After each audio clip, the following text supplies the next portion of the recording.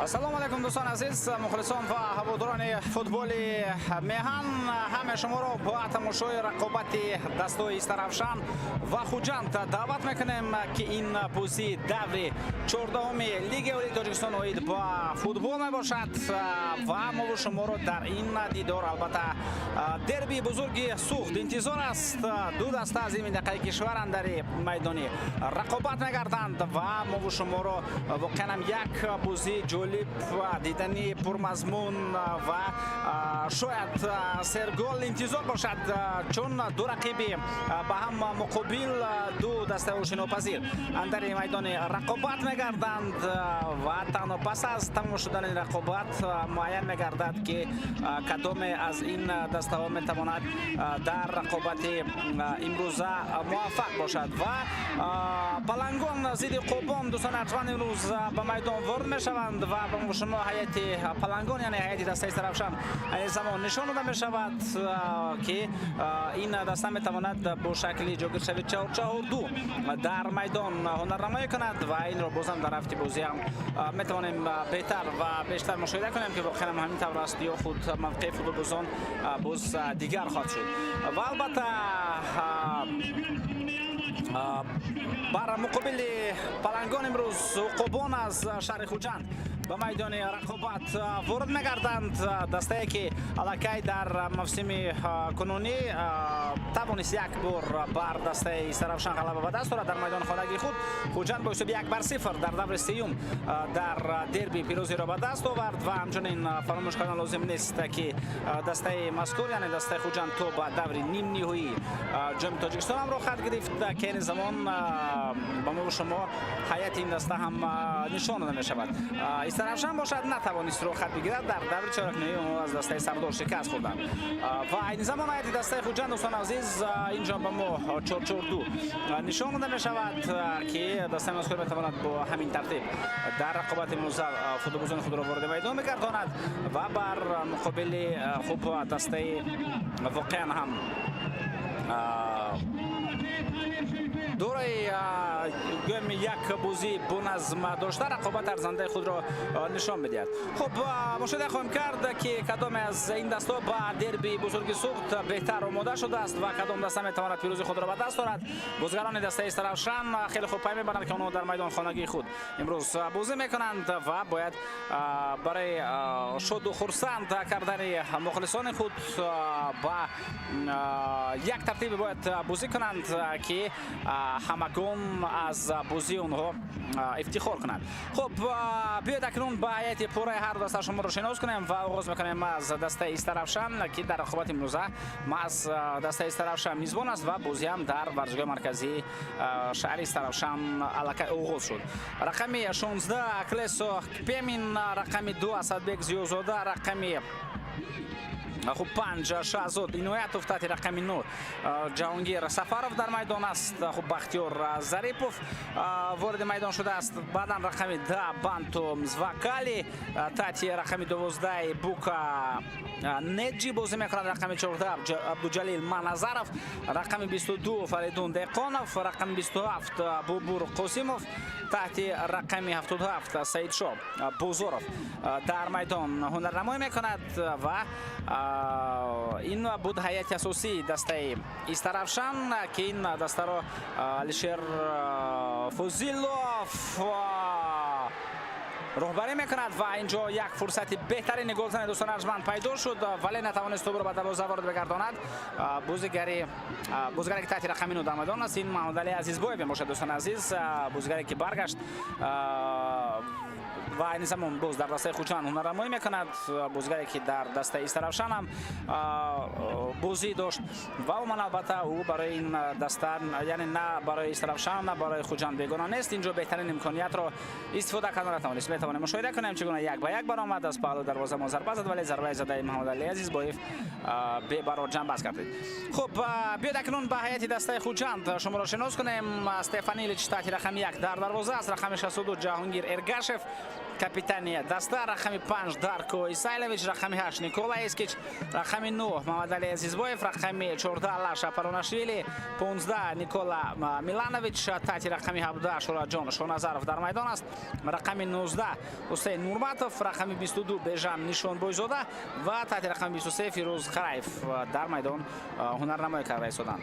Ва сармураббии дастаи мазкур Милан Миланович аст ва биёед акнун мутаваҷҷеҳ бигардем инҷо дастаи Тарафшанро Дилшод Аҳадов, бале Дилшод Аҳадов рӯбарӣ мекунад ва сармураббии дастаи Хуҷанд бошад дӯстони арҷманд Милан Миланович аст.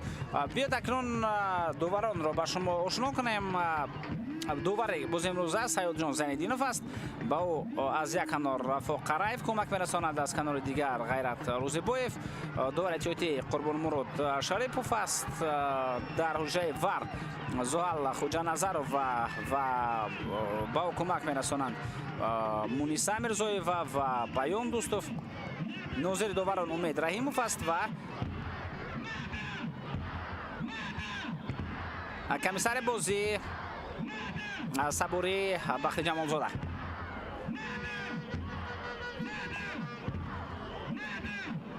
дар равзани хариду фурӯши бозигарон ҳар ду даста албатта бозигаронро ҷалб карданд. Боз чандин футболбозоне буданд ки аз ин дасто рафтанд. ҳоло ба ин зарба мутаваҷҷеҳ мешавем. аз фосилаи дур зарба ба тарафи дарвоза иҷро гардид, вале тӯб болотар аз дарвоза меравад ва метавон гуфт ин бозам як фурсати дигаре буд ки бебаҳр ҷамъбаст кардид.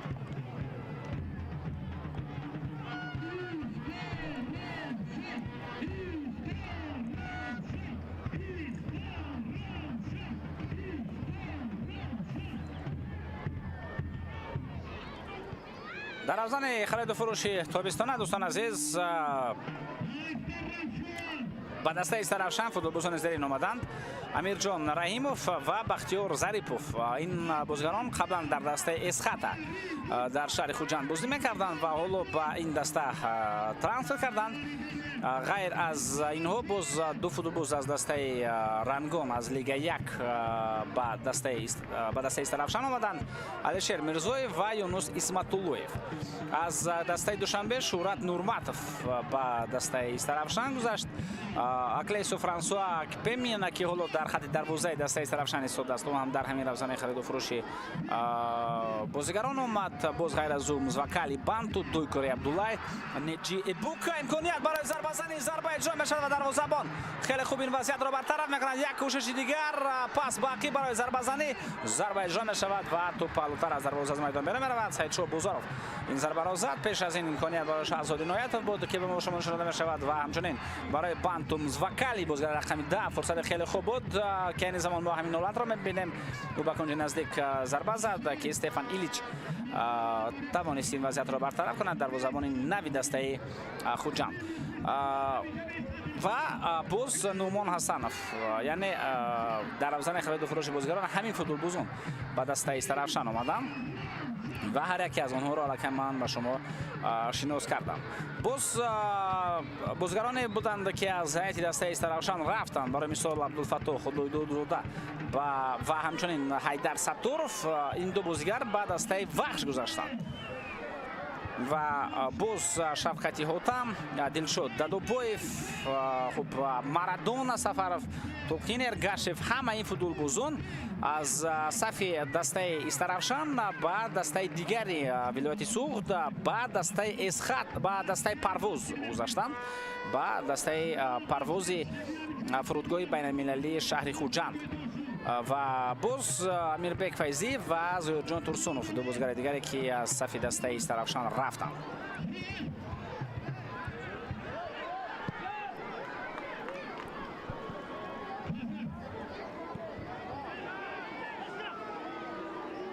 ҳамаи дастаи Хуҷанд то ҳамин дақиқа ҳар ду даста имконият доштанд барои задани гол. яъне ҳам Тарафшан ва ҳам Хуҷанд як имкониятиро созмон доданд, вале ин фурсатҳои хубе ки ташкил карданд бозигарони ҳар ду даста истифода нашуданд.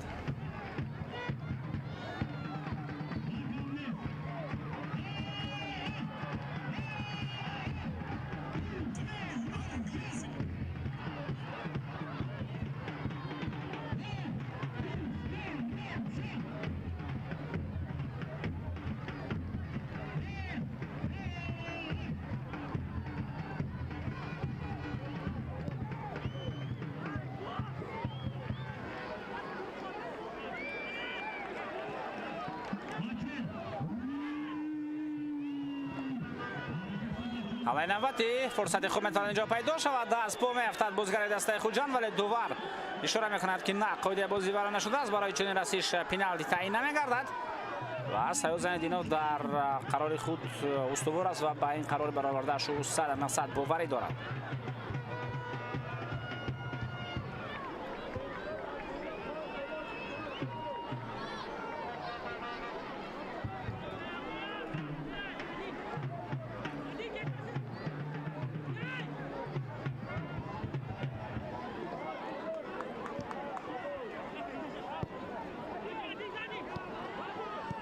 پس رقیب دروازه‌بان اینجا تنها بازیکنان خط دفاعی دسته خوجند در نزدیک توپ قرار داشتند. حمله نوبتی دسته استراوشان را میتوانیم مشاهده کنیم توسط کنار نجوم جریان میگیرد. پرتاب به داخل جریمه گاه و دروازه‌بان توپ را میگیرد.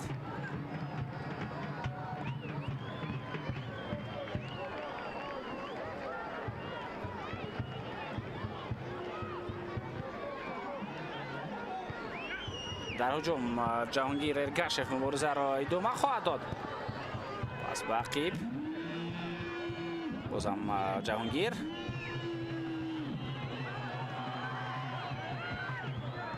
توپ را با بازیکنان دسته خوجان اونو خیلی زود رو به خود برگرداندند. پرتاب به کنار شورجان نظرов پس به عقیب از آنجا ارسال به داخل جریمه گاه و جهانگیر ارگاشف با توپ. جهانگیر امکانیت میجوید، پاس میدهد، فرصت بهترین ضربه و گل.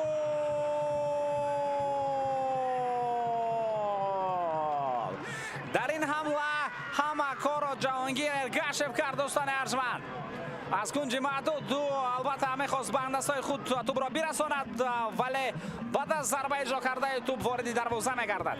حساب رقابت 1-0 و حساب در دربی کشاده میشود. جهانگیر ارگاشف حساب رقابت را 1-0 میگرداند.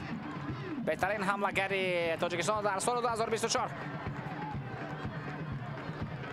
میتوانیم مشاهده کنیم که چگونه اینجا رقیب را فریب داد جهانگیر ارگاشف.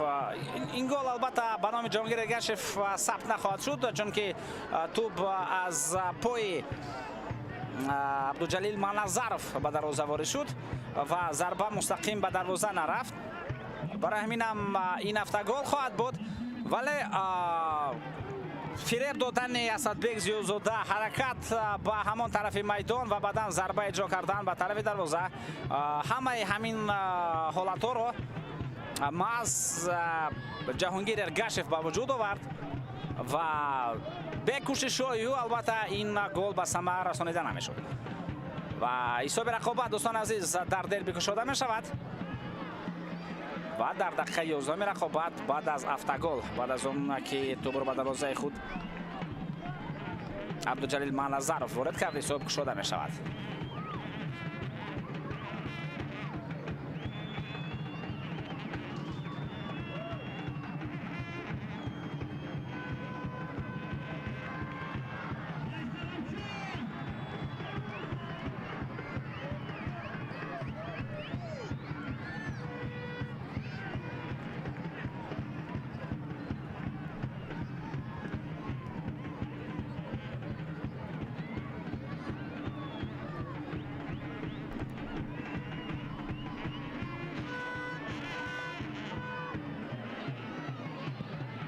ضربه به خط حمله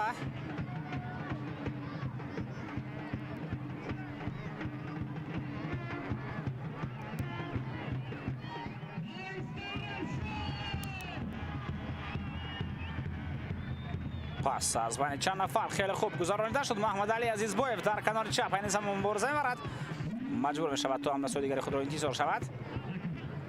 نیکولای اسکیچ پاسی و این وضعیت برطرف شد و حمله جوابی دسته استراوشان رو میتوانیم متوجه بگردیم. اسدبek زیوزاده حالا با توپ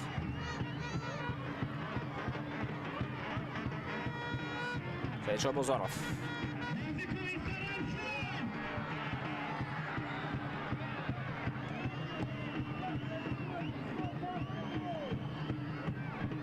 وصال با داخل جریمه‌گاه ضربه و توپ اینجا از پهلو دروازه از میدان بیرون میرود.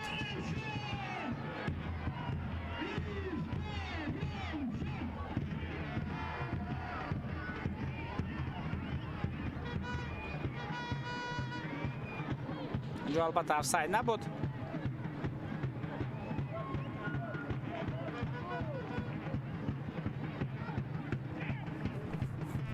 ولی ضربه هم اونقدر خوب با طرف دروازه اجرا نشد.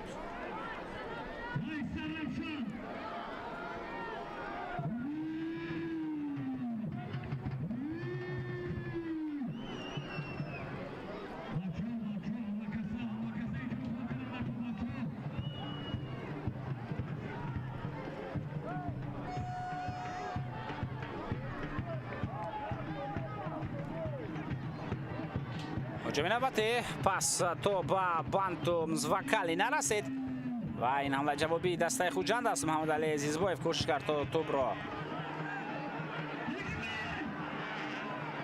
درست اداره کند و این زمان در مرکز میدان در زمین خوابیده است، ولی دوباره باز هم اشاره میکند که نه، قاعده بازی بر ضدش قرار نشد.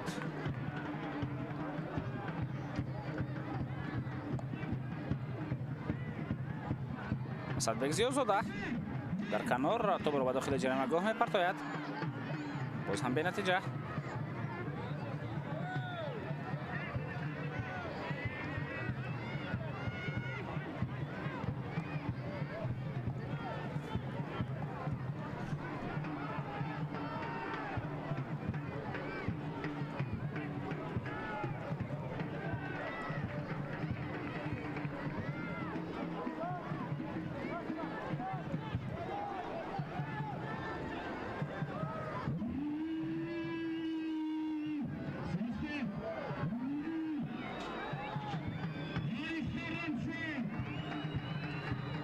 پرتاب داخل جریمه‌گاه، فرصت بهترین برای گل زدن، ضربه و دروازه‌بان استفان نیلیچ این وضعیت رو خیلی خوب پایخست کرد و توانست آن را برطرف نماید.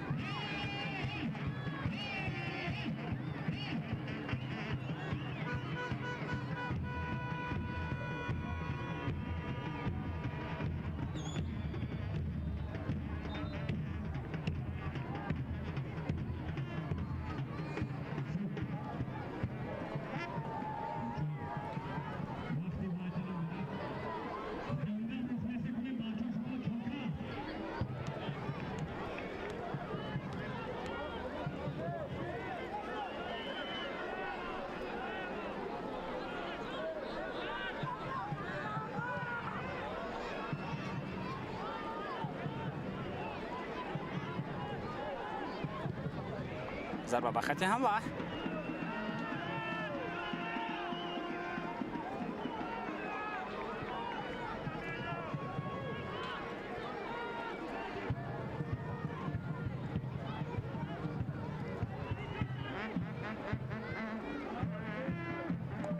بعد از گل خوردن دسته طرفشان توپ را البته بیشتر اداره میکند، ولی این اداره کردن توپ تو همین دم به اون نوورده است که لحظه خوفناک به وجود آید.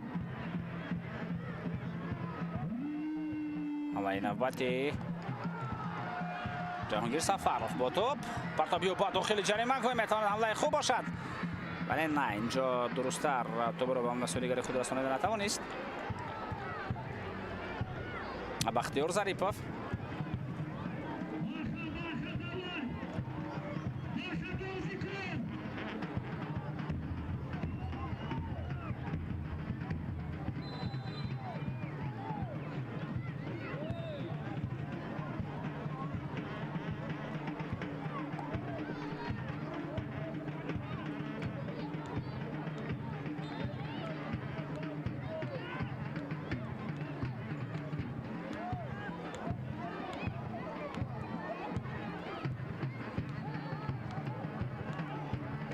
ضربه به خط هجوم.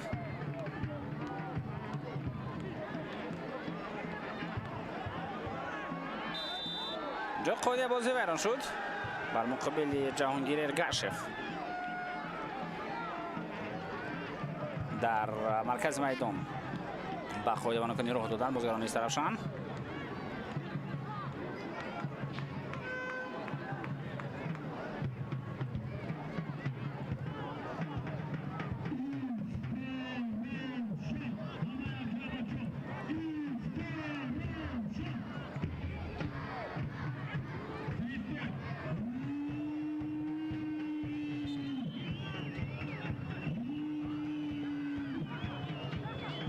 جهانگیر گاشف بازم در کنار یک نفر را دو مرتبه فریب داد. دو نفر به نزد میآیند. یک نفر از عهده اونا برآمدند و در حال دو نفر به نزد آمدند تا توپ را بگیرند. در این حمله بازیکنان از طرفشان میتوانند موفق شوند. دروازه‌بان خطا میکند. فرصت بهترین برای گل زدن. هرچی زودتر باید ضربه زده شود. ضربه و نه توپ به دروازه وارد نمیشود. دارکو ایسایلویچ توپ را از خط دروازه بیرون برآورد. حمله دوم خواهد کرد. پرتاب با کنار اسدبек زیازاده ارسالی و بعد داخل جریمه گاه و توپ از میدان بیرون میرود. بهترین امکانیت بود برای گل زدن. میتوانیم متوجه بگردیم که چگونه دروازه‌بان ایلیچ به خطا راه داد. به بختیار ظریف امکانیت بهترین گل زدن فراهم آمد. او دروازه‌بان را فریب داد. بعدا ضربه زد ولی ضربه اجرا کرده او را از خط دروازه دارکو ایسایلویچ زده دور کرد.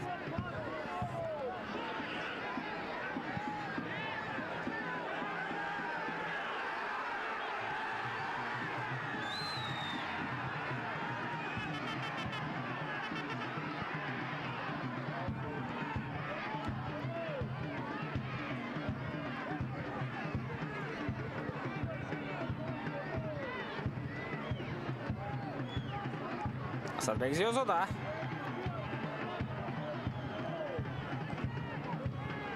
پس به کنار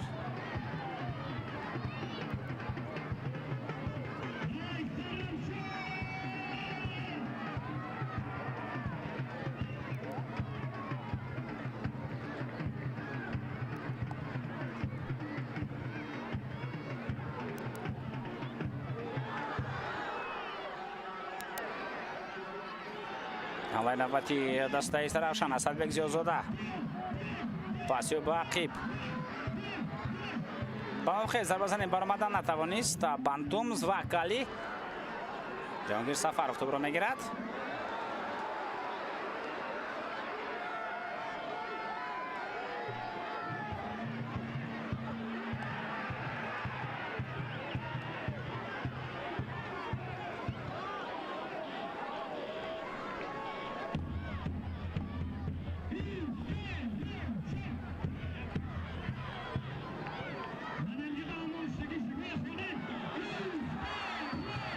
پرتاب نوبتی بازم کورتو ضربه نمیرسد.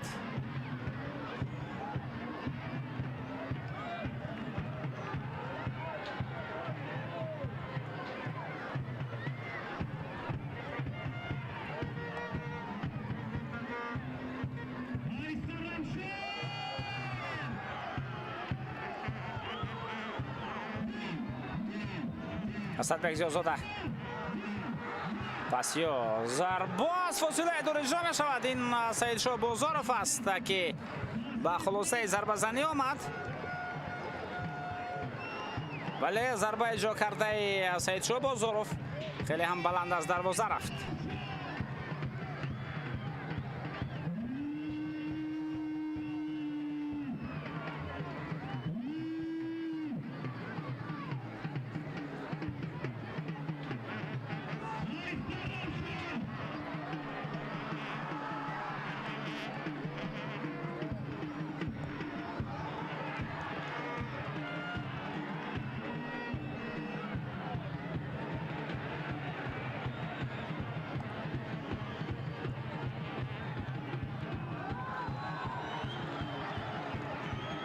اینجا قاعده بازی بیان شد.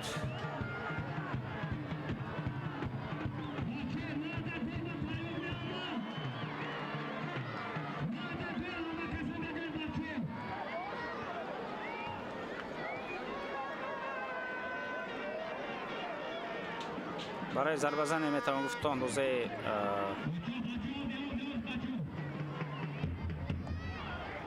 مسافت تا دروازه دور است.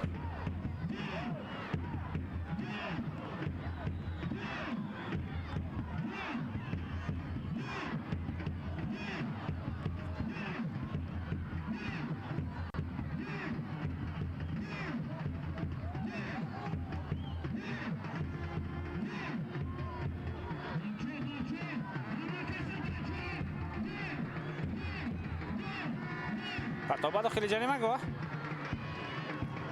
زار با این افباتی به دروازه اجرا می شود. ابوالجلیل منظرف این ضربه را اجرا کرد ولی بازم به نتیجه بازم بالاتر از دروازه.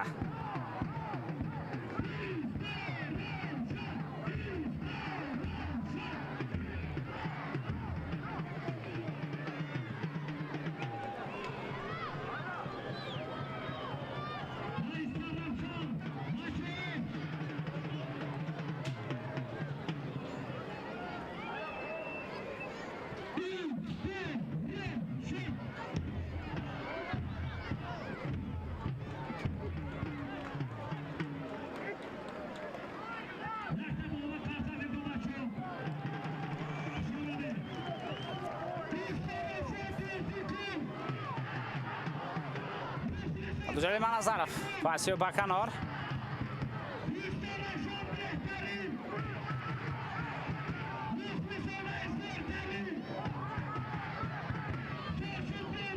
پاس نوبتی به مرکز میدان. شهزاد اینایتوف ارسالی و به کنار راست.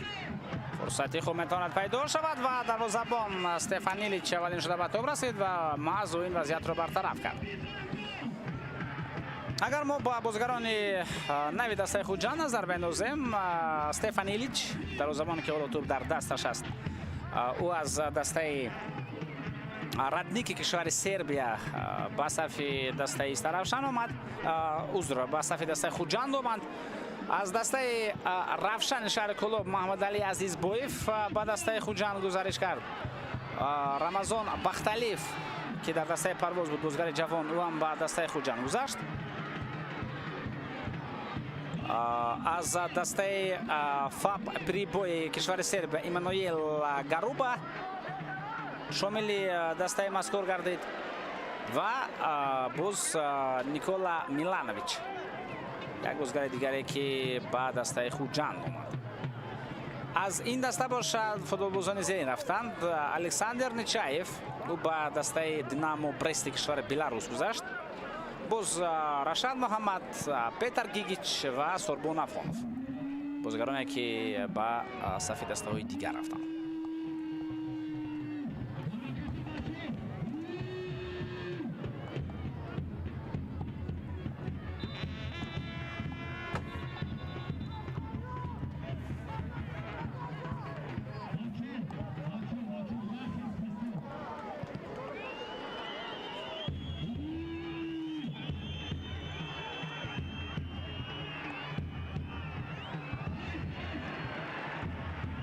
پرتو به کنار.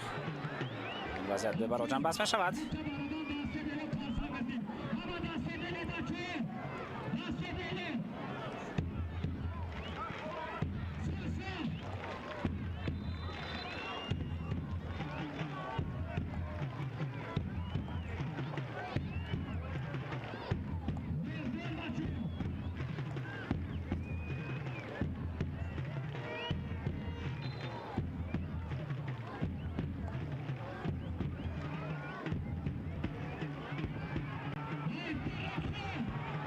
حمله نوبتی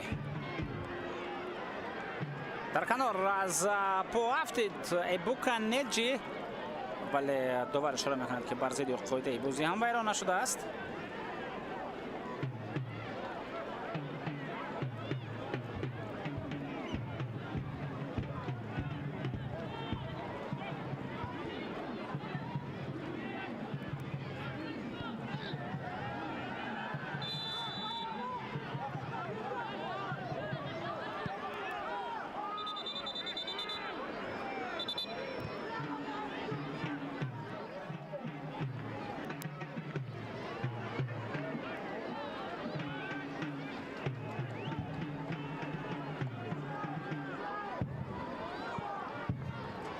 پرتاب نوبتی با خطی هجوم دروازه‌بان اینجا به مشکلی توپ رو میگیرد.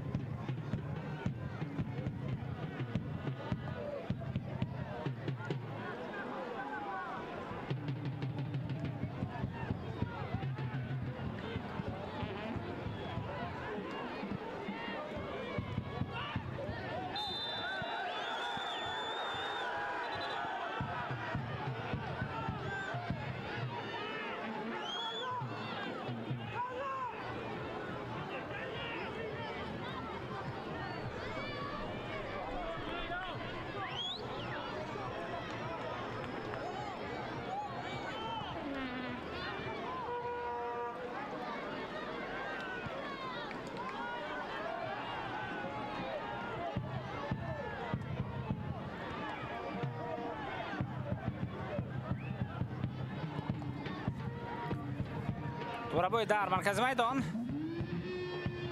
مبارزه جهانگیر ارگاشف اینجا بر ضد قاعده بازی بران شد.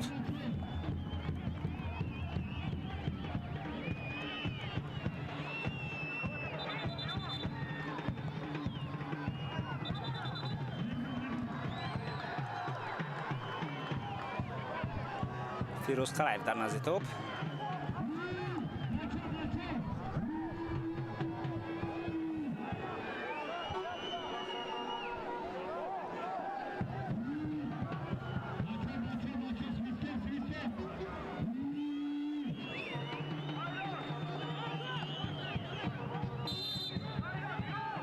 چهار بر چهار حساب قایدوان کنی ها در رقابت امروز. فیروز قرایف میخواست برو با جهانگیر ارگاشف برساند ولی کمی سرعتی آن بلندتر بود و جهانگیر نتوانست برو بگیرد.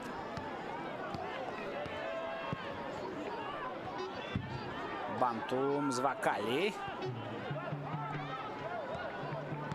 شاهزاده نایتوف در مرکز میدان توپ رو از او میگیرند. اینجا لاشا پاراناشویلی حمله رو ادامه میدهد ولی در اینجا محمد علی عزیزبایف نتوانست با یک دستش پاس درست به همدستش برساند و خیلی زود بازم توپ رو به نظارت خود برمیگرداند فوتبالبازان شهر خوجند. پس به مرکز توپ به نظارت دسته از طرف شم میگذارد. بوکاینچی پرتابی و باقی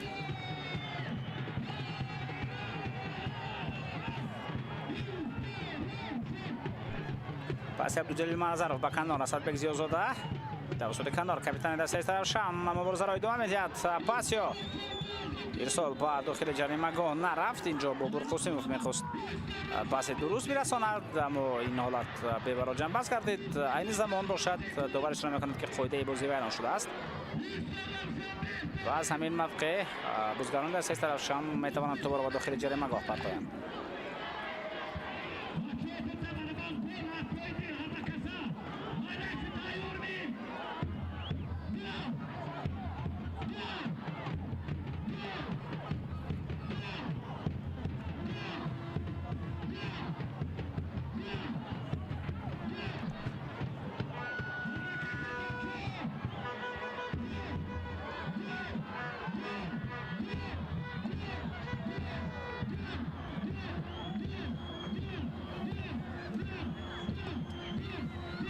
بازاروف ارسالی با داخل جریمه‌گاه اسدبek زیازاده با توپ میتواند ضربه زند و توپ اینجا از میدان بیرون رفته است. اوت به نفع دسته از طرفشان خواهد بود.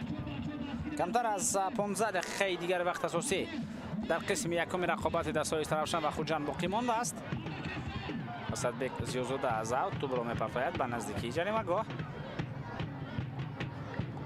و در این حالت تنها ضربه کنجی است.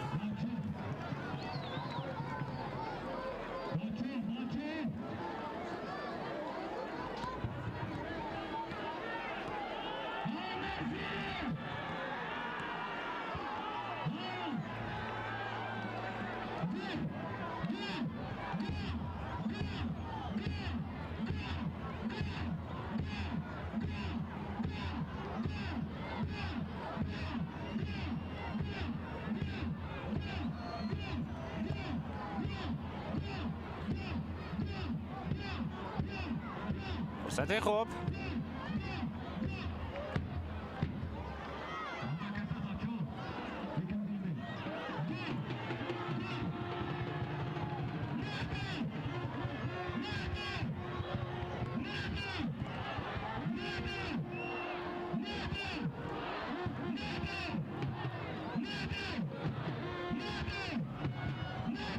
پرتاب با داخل جریمه‌گاه امکانیت برای ضربه زنی اونجا فراهم نامد. حالا اسدبek زیازاده کوشش میکند و از چنین فاصله دور ضربه هم زد به طرف دروازه.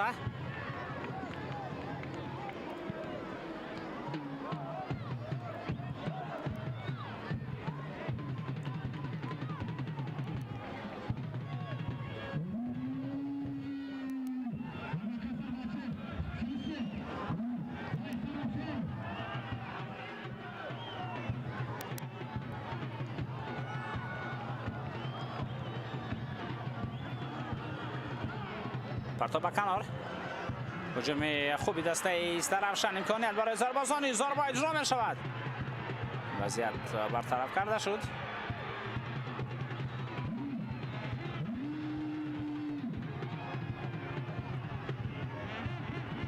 حالا نوبتی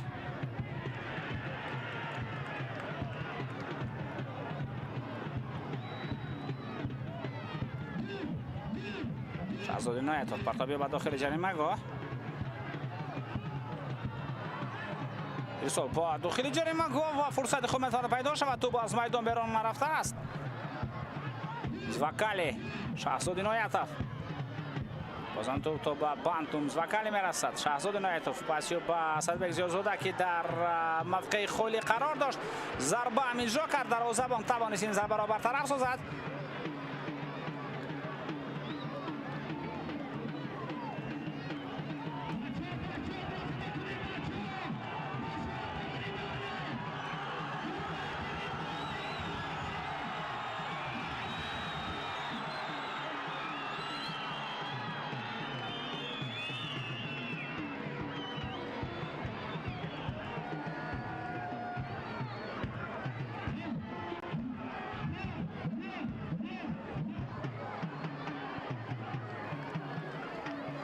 اسدبک زیازاده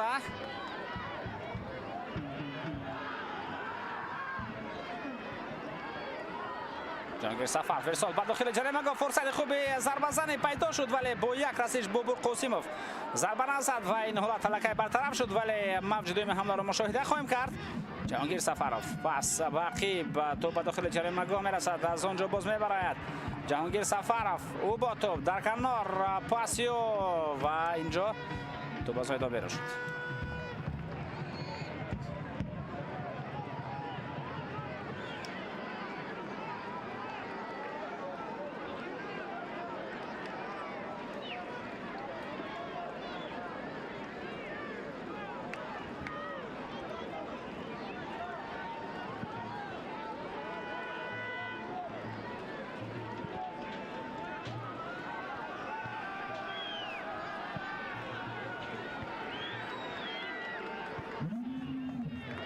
اینجا هم دروازه‌بان به مشکل توپ را میگیرد. دفاعگران توانستند توپ را برگردانند. جهانگیر ارگاشف و محمد علی عزیزبویف دو حمله‌گر دسته خوجند در بازی امروزه، یعنی همون 4-4-2 که در آغاز نشان داده شد با همون ترتیب بازی کرده شده است دسته خوجند. حالا حمله دسته ایسترفشان توسط کنار کوشش‌های بختیار ظریفوف.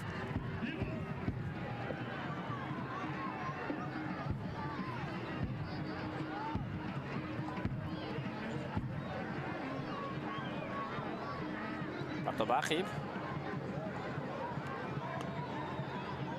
عبدالجلیل ظرف جا تو برو به خود برمیگردانند فوتبال بازان شهر خوجند و به حمله میروند، اما نیکولا اسکیچ نتوانست تو برو به هم دستهاش برساند. این به هجوم جوابی دسته ایسترفشان میآورد. پرتاب به داخل جریمه گذار پاف در فوز پام. استفان ایلیچ بسیار هم خوب این ضربه را برطرف کرد. ضربه را که جهانگیر سفروف به طرف دروازه اجرا نمود. هرچند جهانگیر سفروف بسیار هم فوتبال باز قد بلند نباشد، اما در اینجا با امکانیت داده شد تا ضربه را اجرا کند و این امکانیت را استفاده کرد جهانگیر سفروف، ولی ضربه اجرا کرده او را دروازه‌بان استفان ایلیچ برطرف نمود.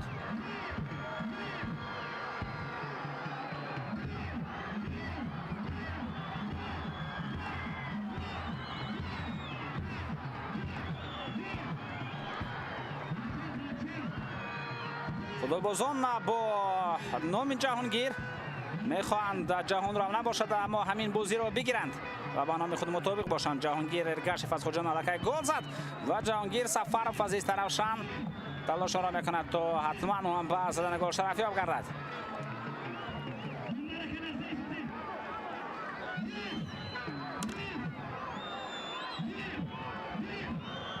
پرتاب به داخل جریمه گاه. فرصت خوب، ضربه و امونه به طرف دروازه. زواکالی، ارسالیو، اسدبک زیازاده، بانتوم، زواکالی. پرتاب نوبتی توپ در نزدیکی جریمه‌های دسته خوجند باقی ماند، ولی این زمان بازیکنان خوجند با عکس العمل می‌گذارند. محمد علی زیزبایف اینجا پاس به طرف شهرت شاه نظرف بود، ولی شهرت شاه نظرف اونقدر خوب توپ رو اداره نکرد. عبدالجلیل منظرف پس به کنار نجی شهزاد نایت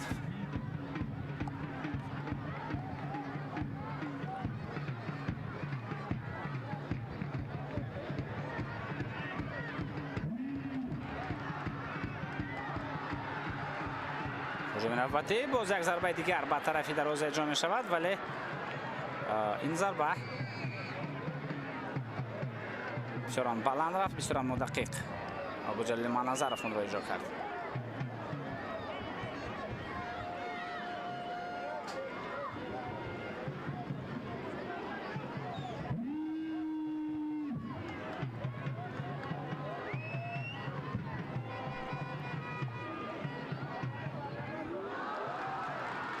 حالا نوبتی بانتوم زوکالی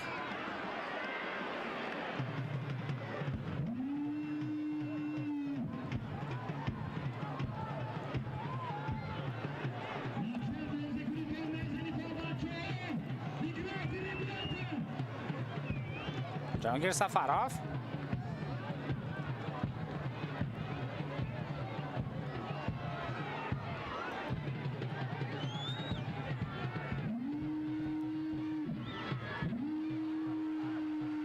در کنار محمد علی زیزبایف مبارزه میبرد و خیلی خوب مبارزه میبرد. او با جریمه گل کی وارد شد محمد علی زیزبایف تلاشی ها، ولی ایبوکا نجی برگشت به خط دفاع و توانست این وضعیت را برطرف سازد.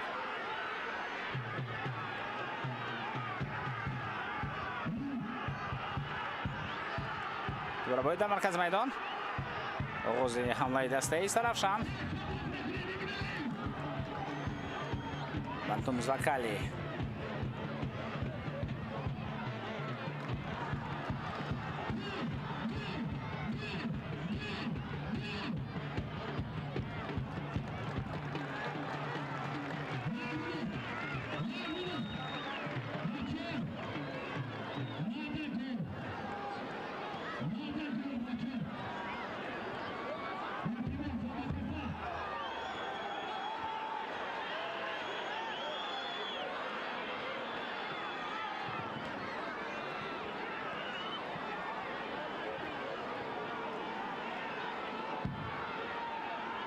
جا یک نوفهمی البته رخ می‌دهد، عموما لازم نیست، اما این دربی از دوستان ارجمند بازیگران همه جوان هستند، خون در جوش و خروش.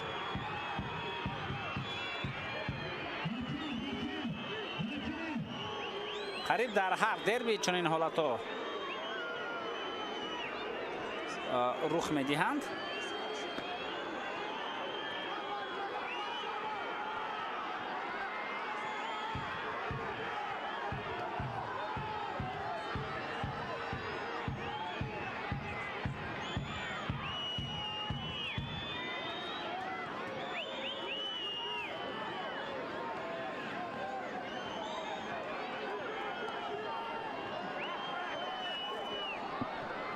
زیدینوف باید اکنون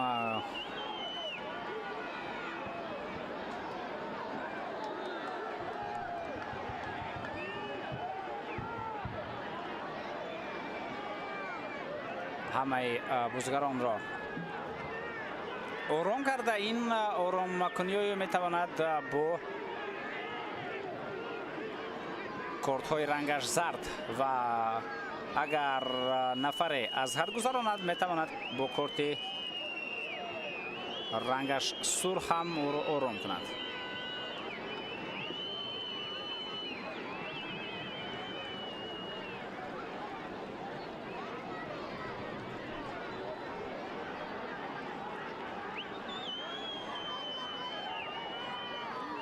و اکنون زیدینوف بازیکنان را به نزد خود جیغ میزند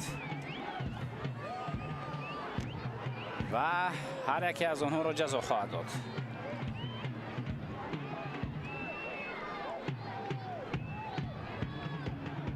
Асадбек Зиёзода ва Шурат Шоназаров ки ҳама чиз аз онҳо оғоз шуд, кортҳои зар нишон дода мешавад. Шурат Шоназаров аз Хуҷанд ва Асадбек Зиёзода аз дастаи Равшан онҳо бо корти зар ҷазо дода шуданд.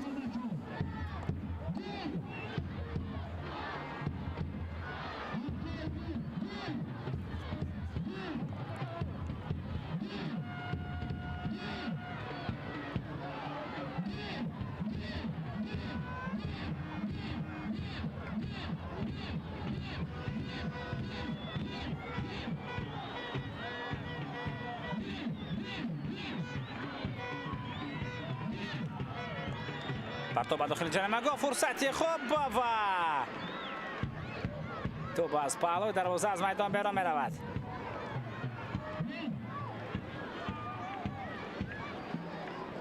бисёр имконияти хуб буд, метавонем бори дигар ба лаҳзаи такрор мутаваҷҷеҳ шавем.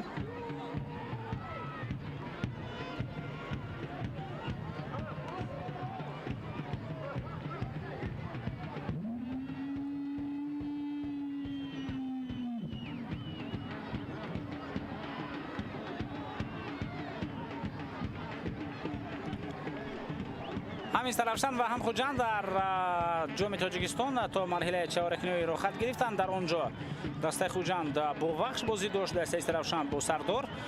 дастаи Хуҷанд тавонист дар ҳарду бозӣ бо вахш бозии беҳтар нишон бидиҳад ва дар ҳарду бозӣ пирӯз шуда рӯи худро ба марҳилаи навбатӣ ба даври ним ниҳоӣ ҳамвор бисозад. дастаи Равшан бошад, бо дастаи Сардори шаҳри Турсунзода бозӣ кард ва шикаст хӯрд. дастаи мазкур натавонист рохат бигирад ба марҳилаи навбатӣ ва акнун дастаи Хуҷанд дар даври ним ниҳоӣ бо рақиби дигари душворгузари худ бо дастаи Равшан аз шаҳри Кӯлоб ба майдони рақобат ворид хоҳад шуд. ду дастаи дигаре ки рохат гирифтанд ба даври ним ниҳоӣ, инҳо дастаҳои Эсхата ва Сардор мебошанд. яъне аз шаҳри Хуҷанд ду даста рохат гирифтан, ҳам Эсхата ва ҳам Хуҷанд.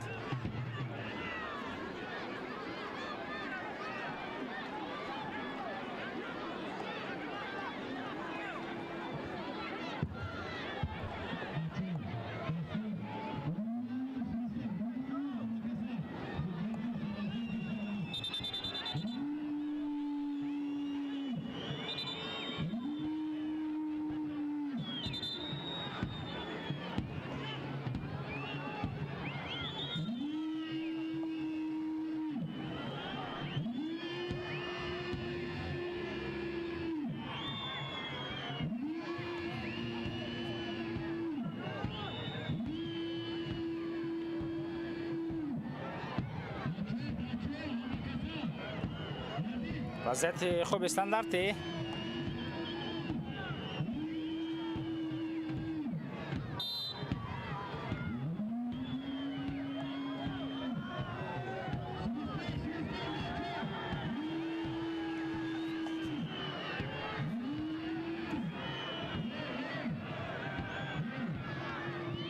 зарба иҷро мешавад ва ин фурсат бенатиҷа ҷамъбанд шуд. як рисоли дигар ба дохили ҷаримагоҳ. 4 дақиқаро довар зам кард ба вақти асосии қисми аввали дидор. Шаҳзод Иноятов партоби ба мавқеи озод.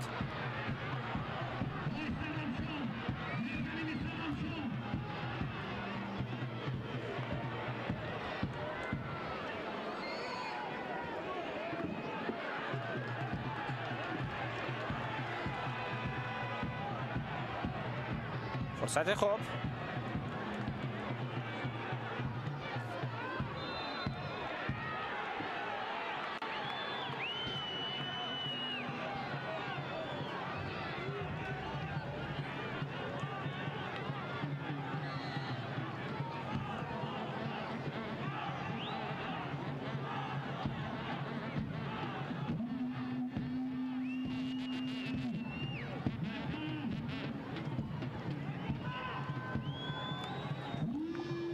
зарба ба хати ҳуҷум аз он канор Ҳусейн Нурматов.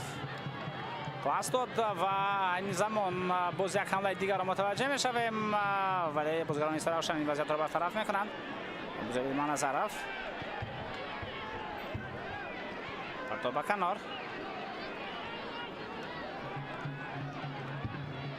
شهزاده نایتف، اسدبک زیازاده، یک سال دیگر بعد داخل جریمه گاه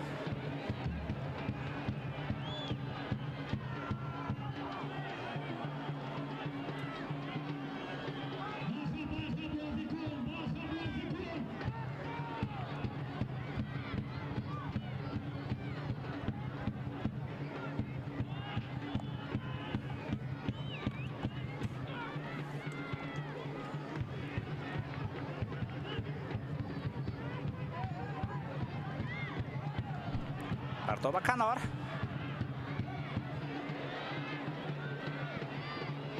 یک سال دیگر با خط هجوم و با همین دوستان ارجمند قسمی اول رقابت دستایی استرافشان و خوجند دربی سوخت به انجام رسد. حساب رقابت بعد از تمام شدن نیمه اول 1-0 به نفع مهمانان است. بازیکنان دسته خوجند در قسم اول دیدار توانستند گل زنند. بونو جهانگیر ارگشت کوشش کرد ولی هفته گل بود که توپ را به دروازه خود دوجلیل منظرف وارد کرد. این تنها نیمه اول رقابت بود که تمام شد. در قسم دوم شما را انتظار ما باشید.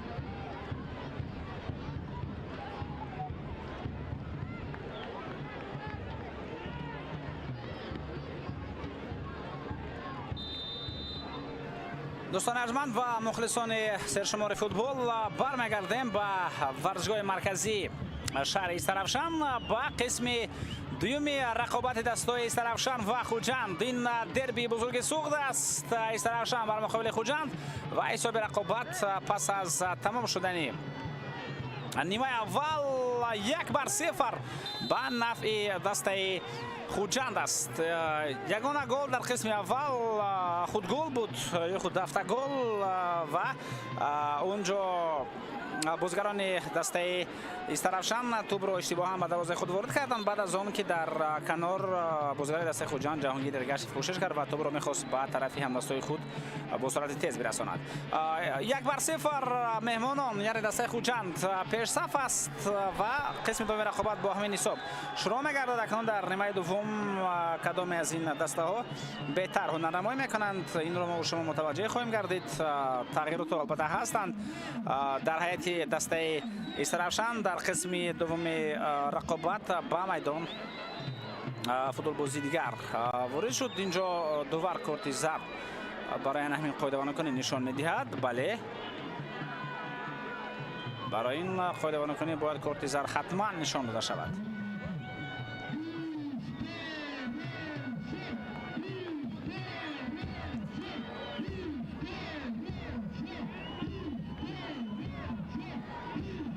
به میدان الشیر میرزویف اومد تحت رقم 88 دوستان عزیز و در قسم دوم رقابت او بازی را پیش خواهد برد و بیاید اکنون ما به هیئت هر دسته شناس شویم. در هیئت خوجند تغییرات نیست و چون این هست هیئت دسته استرافشان رقم 16 در میدان اکلسیو کپمین است. دروازه‌بان رقم 2 اسدبک زیازاده، تحت رقم 5 رقم 11 بختیار ظریف بازی می‌کند، رقم 5 شهزاده عنایتوف، رقم 9 جهانگیر سفر. اینجا ضربه به طرف دروازه اجرا می‌شود و این باز هم یک فرصت خیلی خوبه بود که می‌توانست با حمله خوفناک جنبال شود. خوب رقم 10 بانتو مزوکالی، رقم 12 بوکانیجی، 14 عبدالجلیل منظرов. میبینیم که پرویجان عدلیف با جای لاشا پروناشویلی به میدان میآید. این تغییرات در هیئت دسته خوجند است. خوب فریدون دهقانov رقم 22، رقم 27 بابر قاسمov، سعیدشاه بازارov رقم 77 و در قسم دوم میدان الشیر میرزویف تحت رقم 88 وارد شد که او موقع را در خط حمله نزدیکتر به خط هجوم میگیرد. بیا توجه کنیم به همین هجوم. این وضعیت برطرف می شود، تو بالاتر از دروازه رفت. خب هیئت دسته خوجند استفان ایلیچ لاشا پروناشویلی او سه برداشته است بعد از همان برخورده که در مرکز میدان داشت. کارت زرد هم میگیرد و بعد از میدان با سبب اوسیب گرفتنش بیرون میرود و جای پرویز علیف به میدان میاد. خب استفان ایلیچ رقم 1، رقم 62 جهانگیر ارگاشف کاپیتان، رقم 5 دارکو ایسایلویچ، رقم 8 نیکولا اسکیچ، 9 محمد علی عزیزبایف، پرویز علیف رقم 18، رقم 15 نیکولا میلانویچ، رقم 17 شورات شونازارov، 19 حسین نورماتوف، 22 بیژن نشان بایزاده و 23 فیروز خرایف.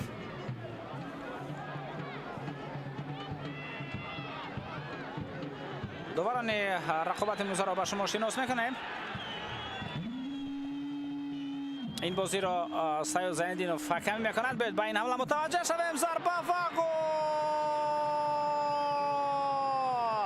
محمد علی عزیزبایف توپ را به دروازه وارد میکند ولی او گل خود را جشن نمیگیرد. برای اونه که او به دروازه دسته استرافشان، به دروازه دسته که او را به فوتبال کلان آورد و به دروازه سابق دسته خود گل میزند.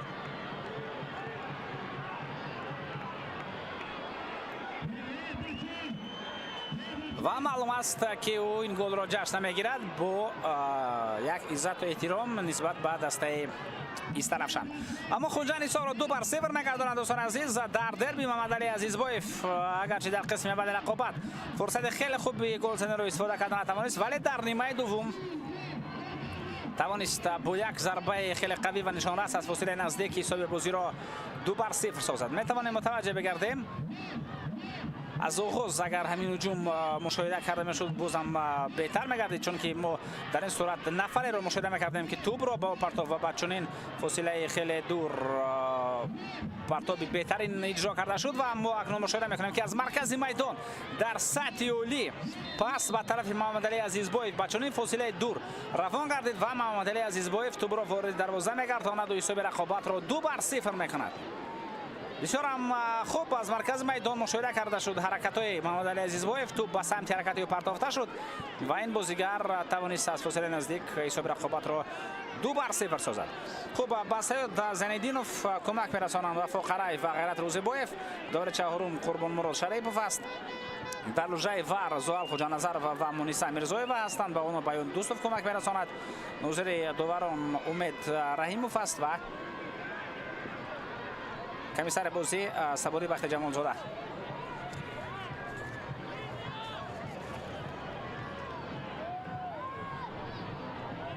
فریدون دهخانوف پاسی به خط هجوم.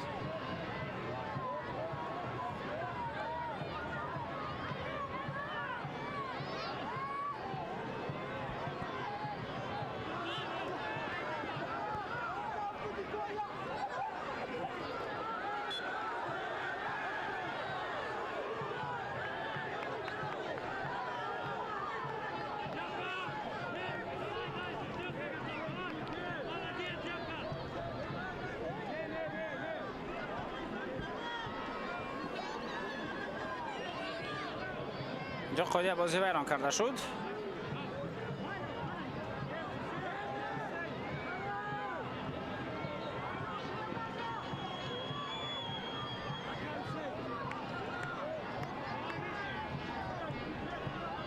هفت بر هفت حساب قاعده را کنید دوستان عزیز.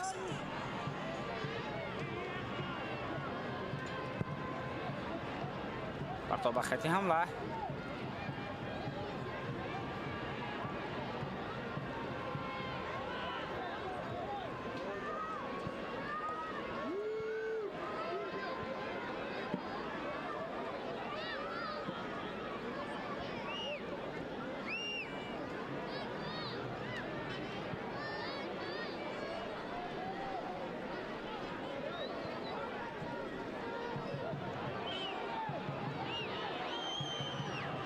اسدبek زیادزاده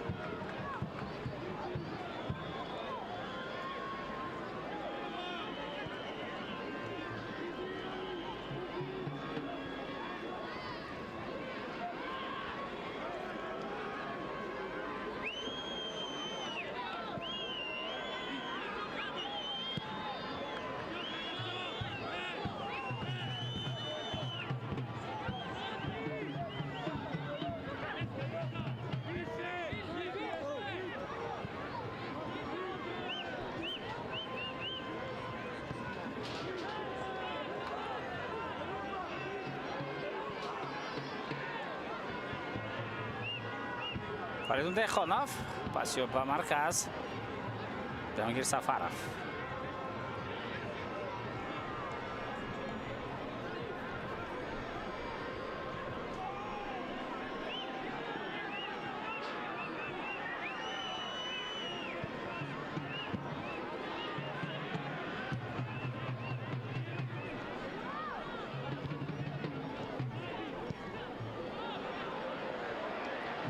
حمله نوبتی بازم محمد علی عزیزبایف. این نوبت با طرف راستش نگاه نکرد. اونجا بازیگر بود که میتوانست توپ را بگیرد و حمله را ادامه میدهد.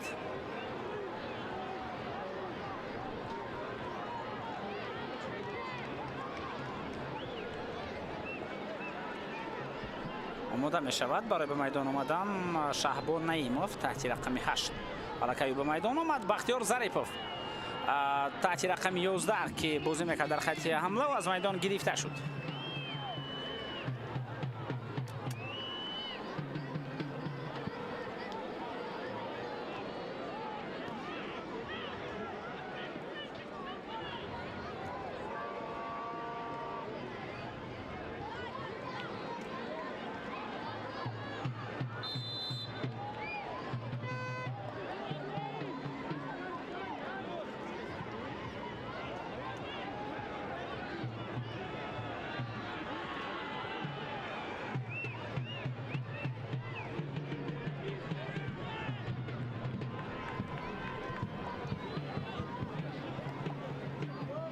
حمله نوبتی جهانگیر سفرف پاسیو این میتواند یک حمله خیلی خوب و خوفناک باشد.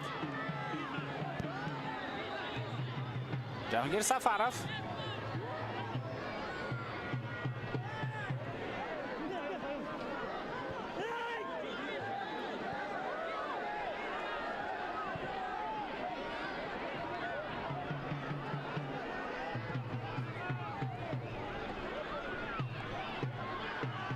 پرتاب به داخل جریمه گاه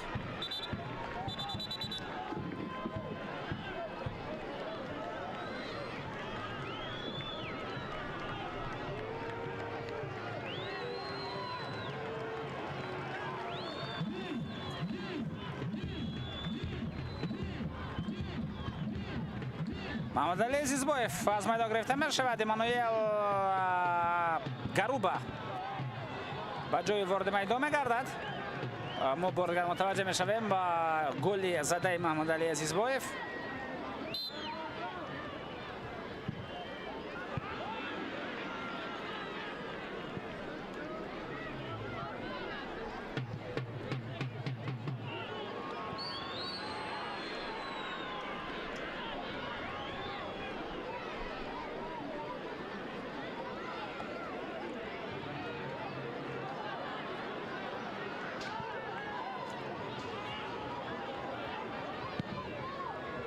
ضربه نوبتی و این وضعیت برطرف می شود.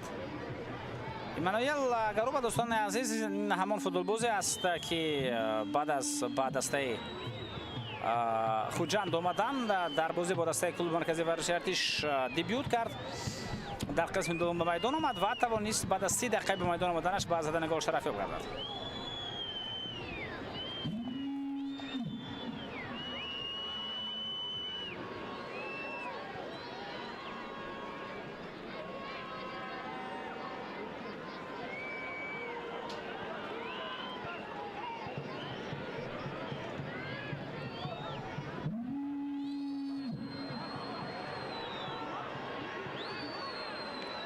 حمله نوبتی پرتاب به داخل جریمه گل ضربه و این ضربه نیکولا اسکچ بود. در نتیجه صدگذاری این ضربه برطرف گردید.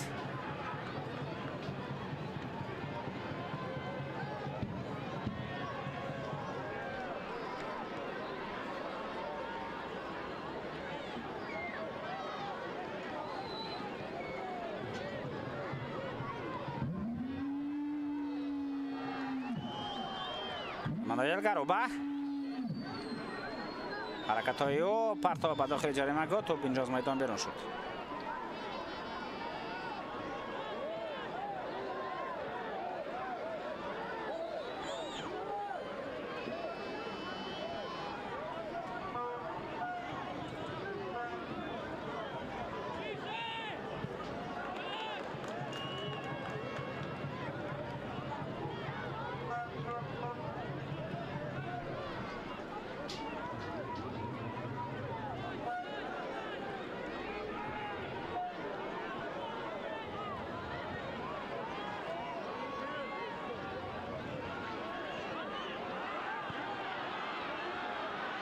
هجوم نوبتی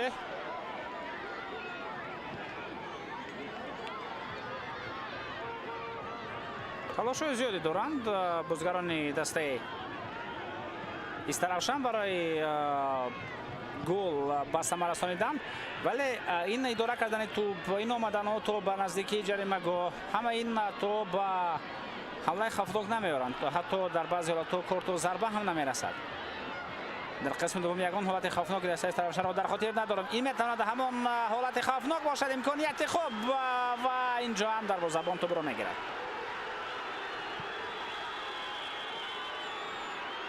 مثال با خطی حمله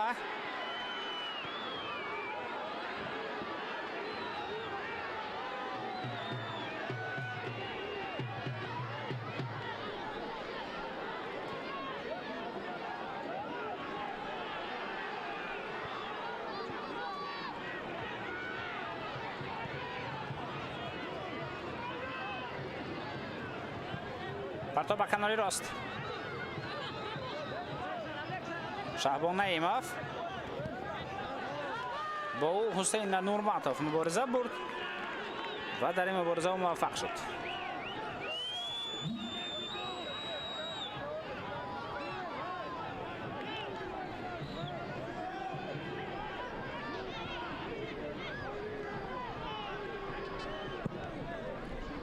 ضربه به خطی حمله.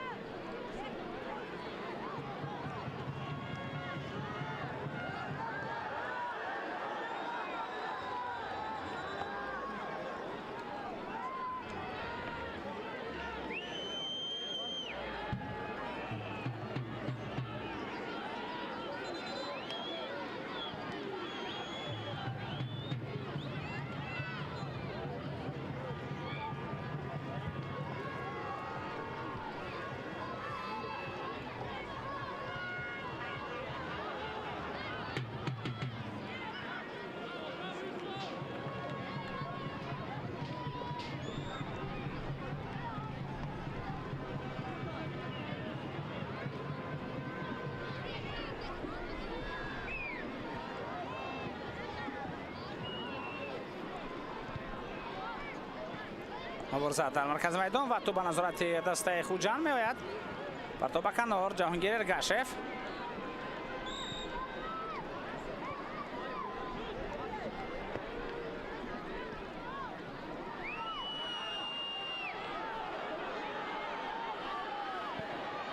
پرتاب به خطی هجوم. شعبان نعیموف اینجا مبارزه برد، به خطی حمله رفت.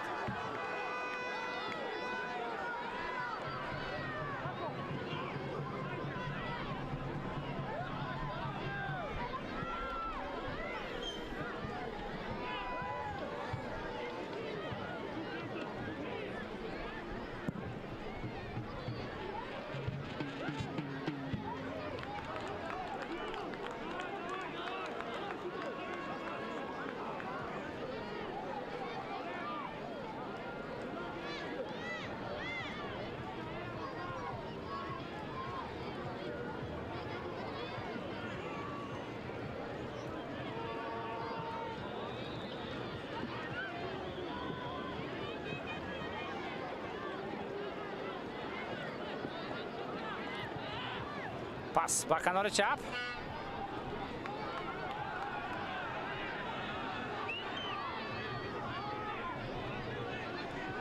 جهانگیر سفرов تو رو میخواست به اسدبک زیادزاده برساند.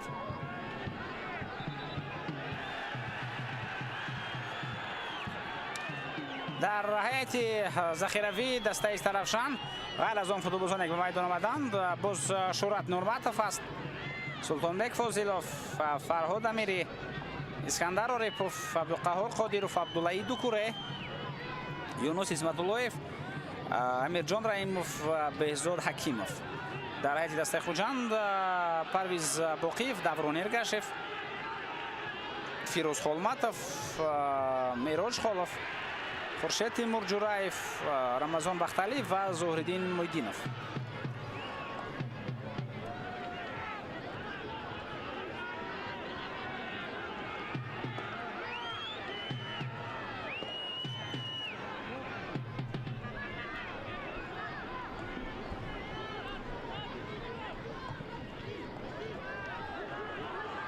شهزاد عنایتوف پاس به کنار، اندکی خطا رفت اما بازگردگری از استرافشان اسدبک زیادزاده کوشش کرد تا سری وقت به توپ رسد اما او هم موفق نشد.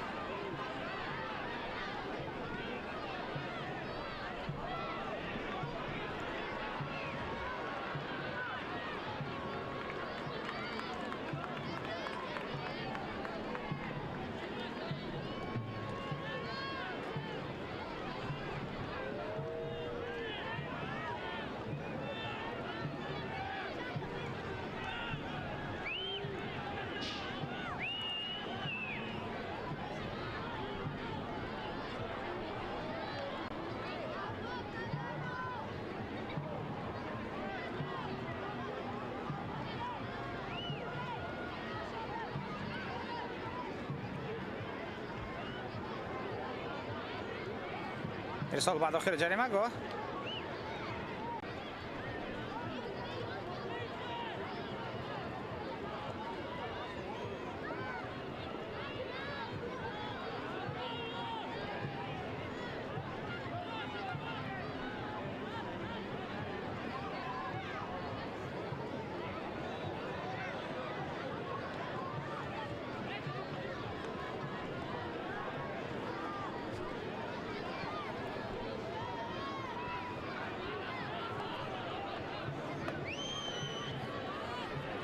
اینجا در مرکز میدان عبدالجلیل منظرف از پا میافتد و سوال همین است که قاعده بازی ویران شد یا نه.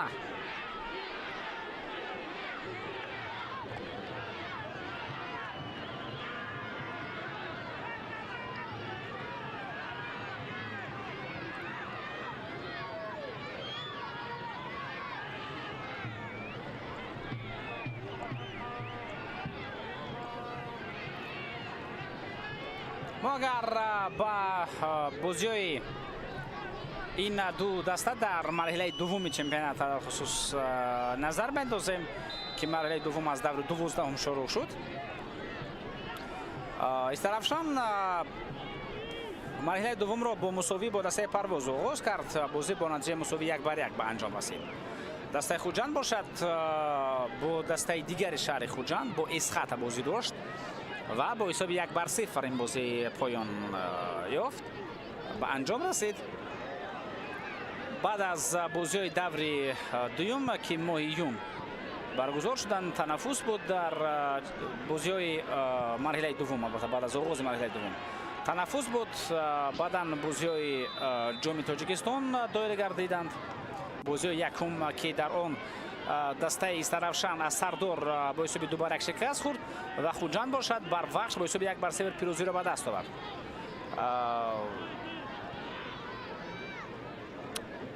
و بعد از همین بازی بعد از بازی یکم جام تاجیکستان تنفس بود. خوب رفزنه خرید و فروش بازیکنان از 1 تا 29 یول و پس آن از روز 31 یول بازی باز شروع گشتند. خود چمپیونات ادامه یافت و بازی در دور 13 برگزار شدند که در آن دسته استرافشان با حاصلات بازی داشت و با حساب 5-2 دسته حاصلات بر استرافشان غلبه کرد.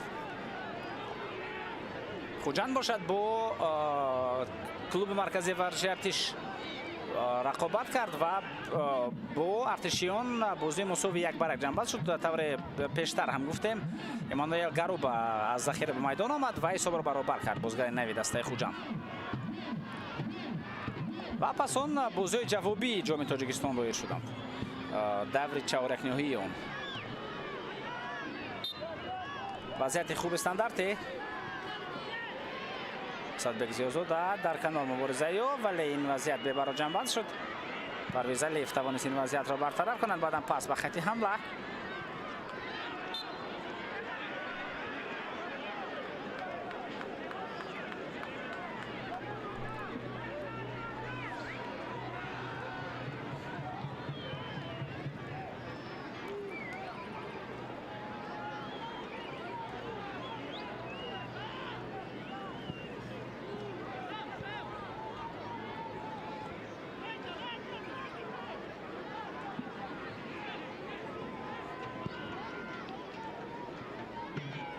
به کنار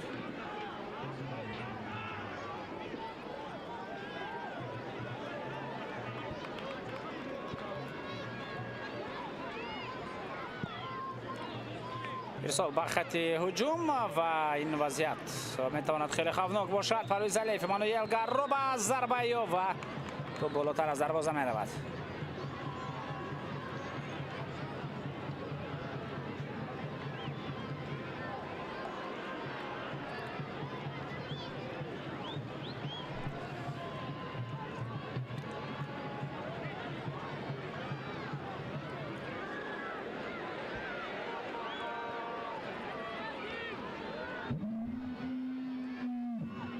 پرتاب داخل جریمه گاه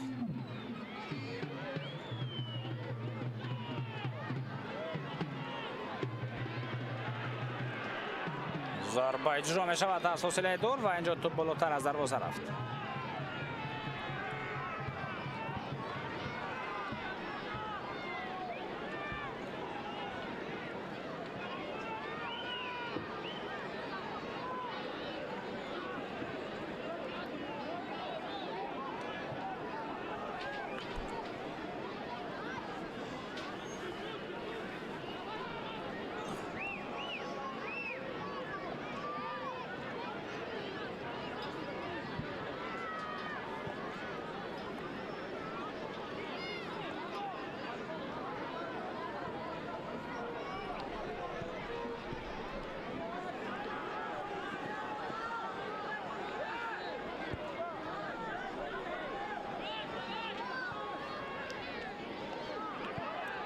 پس به عقب.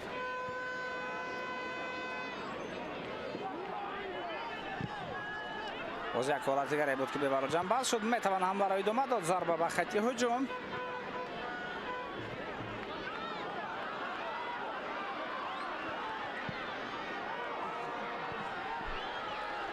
اینجا هم امکانیت برای ضربه زنی است. شهزاد عنایتوف میتواند ضربه زند.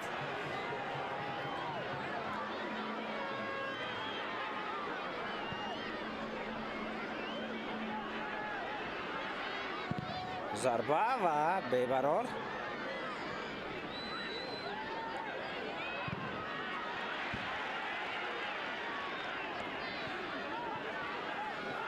فرصت خوب، ضربه اجرا می شود و این حالت هم برطرف کرده شد. توپ تا به دروازه نرسید.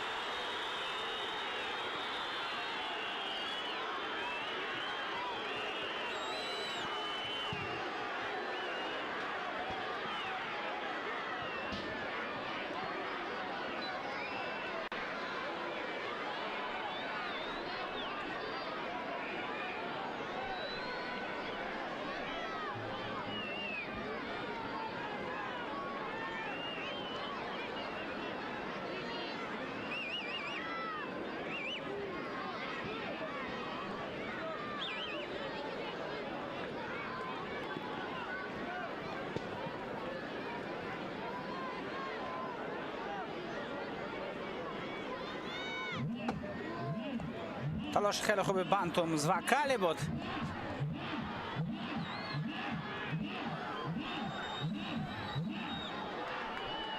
طوری در لحظه تکرار مشاهده میکنیم سریع وقت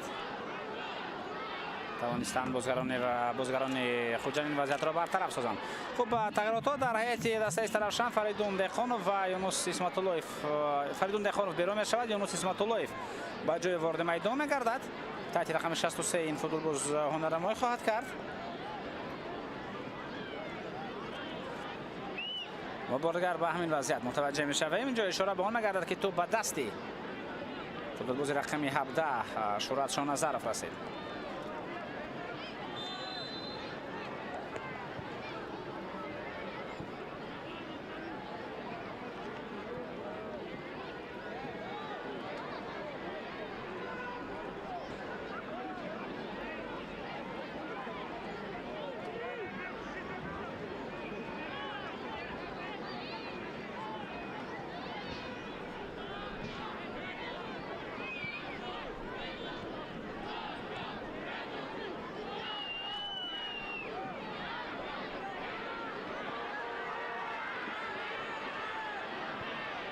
پرتاب داخل جریمه گاه.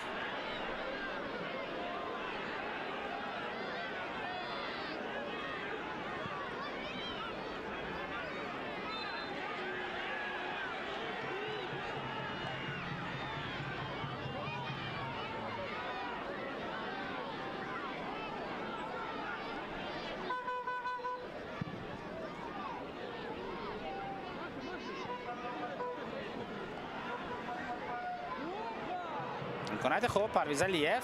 پاسیو با عقیب مانوئل گاروبا. مبارزه مانوئل در داخل جریمه گاه از بین دو نفر توپ را گذراند.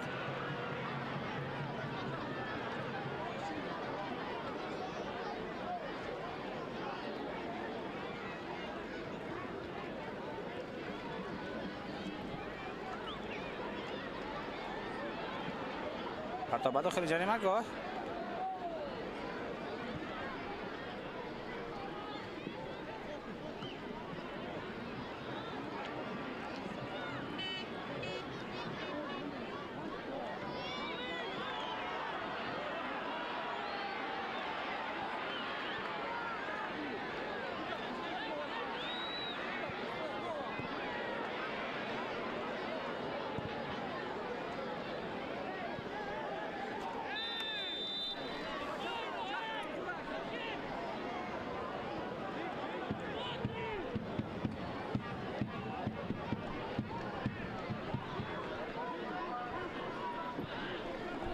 Parto Bacanor.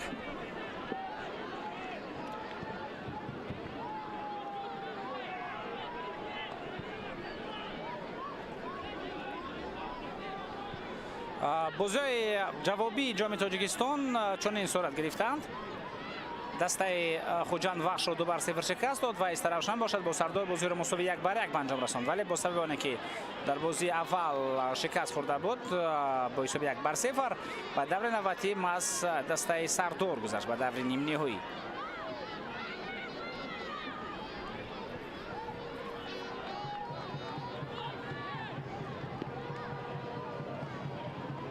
و اکنون بازی دور 14 که ما شما متوجه هستیم.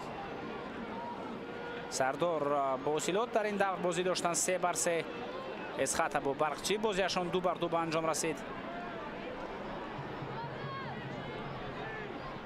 پرتاب به داخل جریمه گاه روشن و استقلال هم بازی داشتند که دسته استقلال در آخری بازی توبر به دروازه وارد کرد و با حساب 1-0 غلبه را به دست آورد.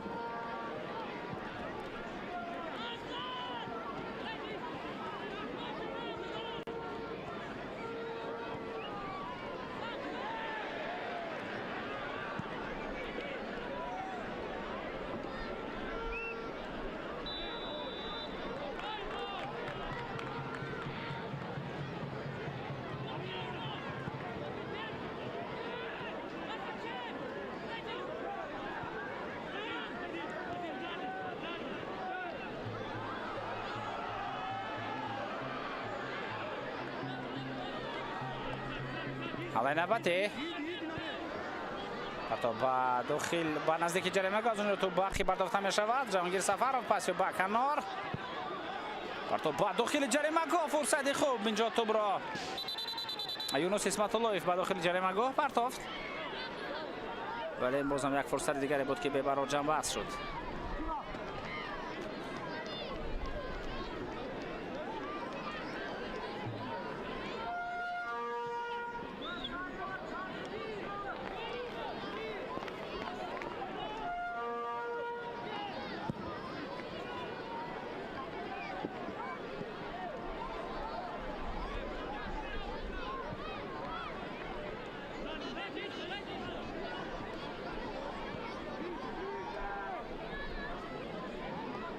پس وقیب جهانگیر سفرov ضربه و به خط هجوم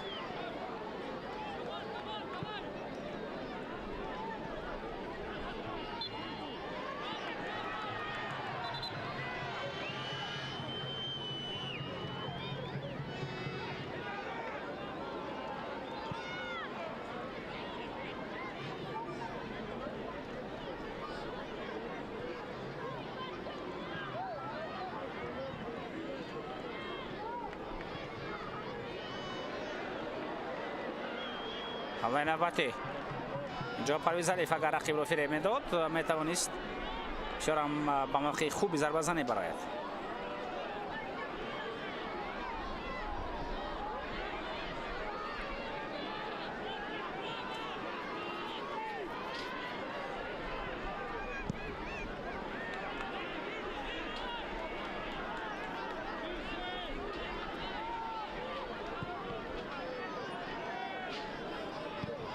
شصت و یک بر 39 فایزی داره کردن توپ.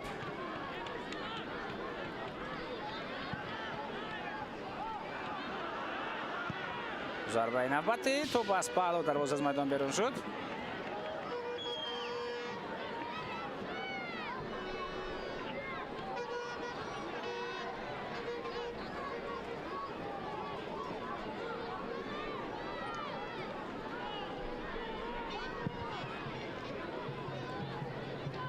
در 10 دقیقه باقی مانده وقت اساسی و باز اون دقیقه‌ای که داور زم میکند.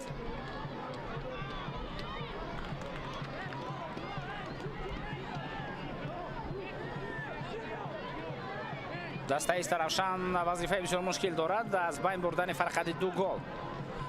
طور معلقه بازی مرحله دوم چمپیونات، یعنی دو بازی مرحله دوم چمپیونات و دو بازی جام تاجیکستان در دور چهارک نهایی را به خاطر آوردیم. در یگانه از آنها دسته ایست روشن غلبه نکرده است.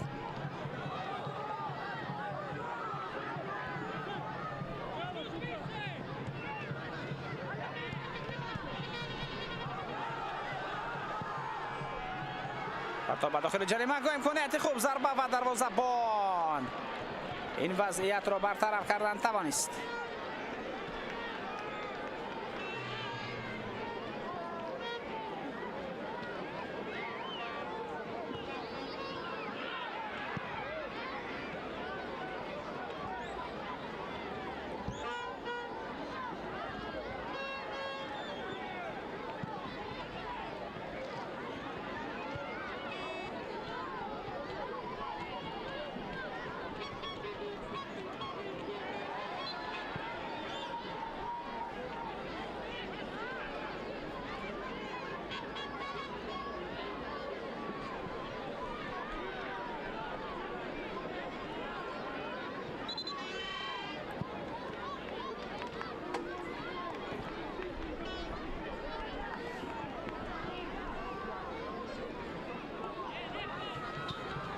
پس وقتی هجوم این وضعیت برطرف کرده می شود.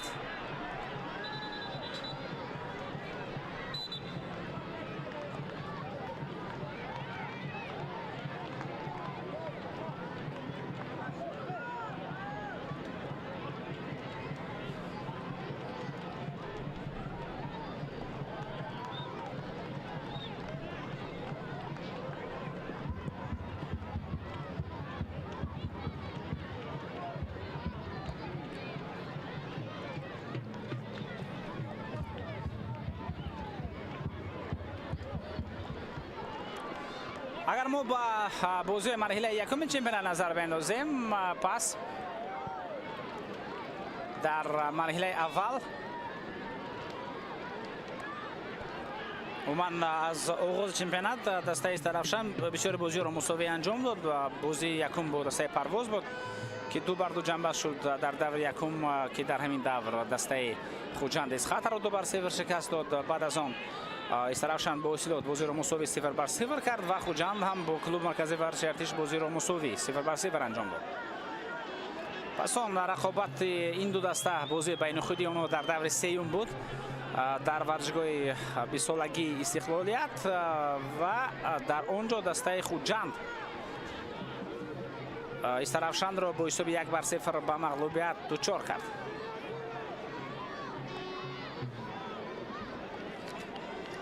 تغییرات در هیئت دسته خوجند به میدان بازیگر تحت رقم 60 خورشید تیمور جراف می آید. از میدان جهانگیر ارگشف گرفته می شود.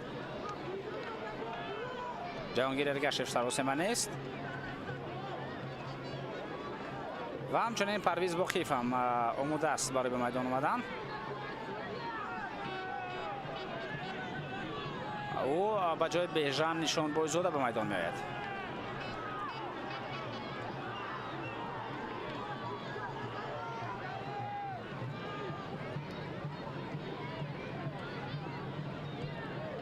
بازی بین خود این دسته گفتیم در دور سیوم بود که در اون دسته خوجند با حساب 1-0 پیروزی را به دست آورد و بعد از این باز استرافشان با وخش بازی را مساوی کرد 1-1.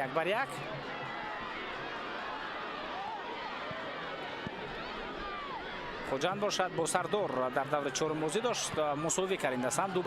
پرتاب به داخل جریمه گاه فرصت خوب این وضعیت هم برطرف می شود.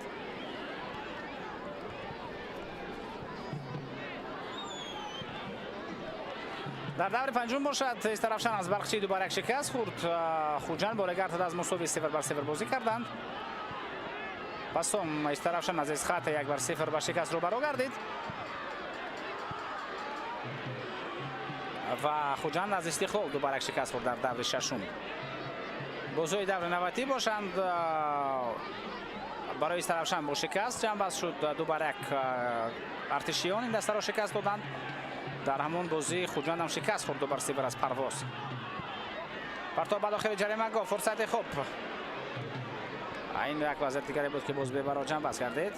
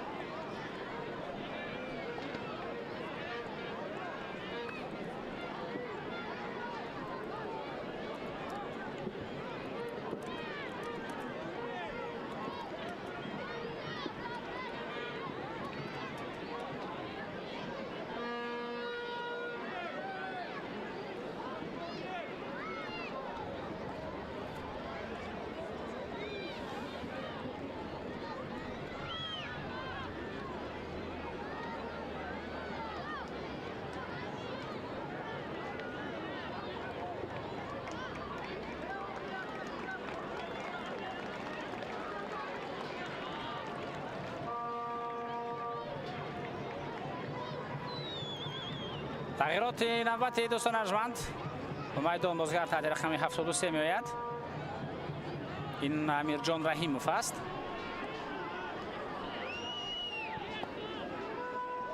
اسدبek زیادزاده را وضع کرد.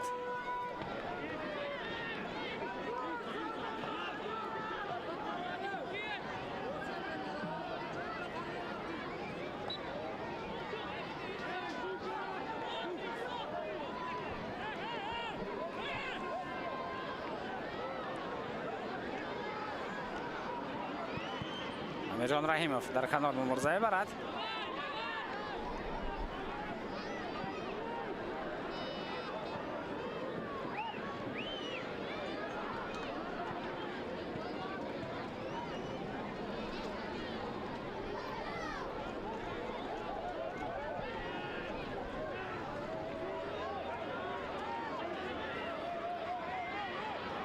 عبدالجلیل نظرов پاسی به کنار. حالا نوبت جهانگیر سفرов. کوشش و پاس به عقیب. پرتاب به داخل جریمه گاه.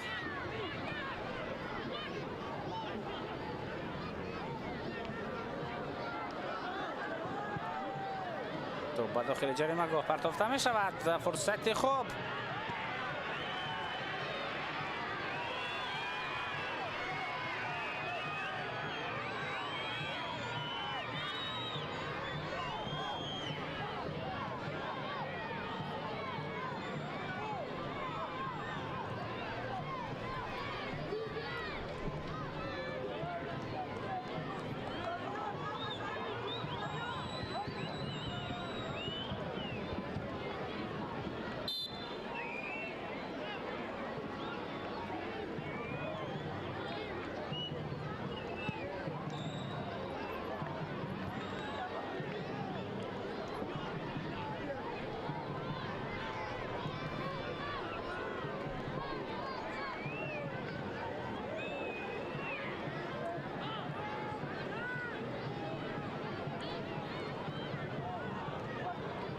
پاس به کنار.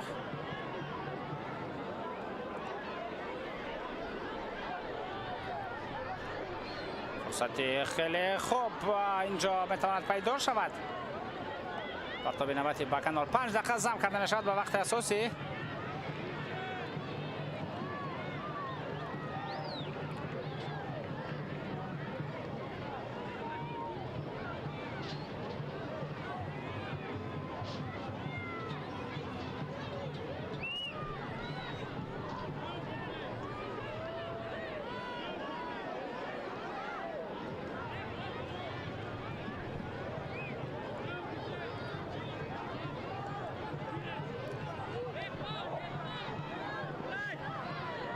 میتواند حمله خیلی خوفناک و خوبه باشد.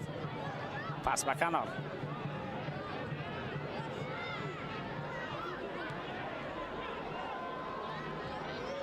پرتاب به داخل جریمه گاه.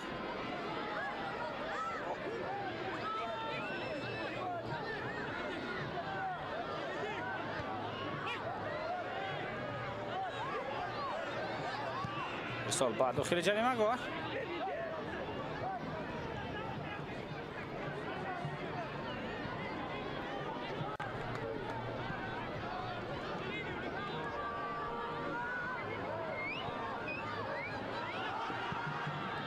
و داخل جریمه گاه پرتافته می شود.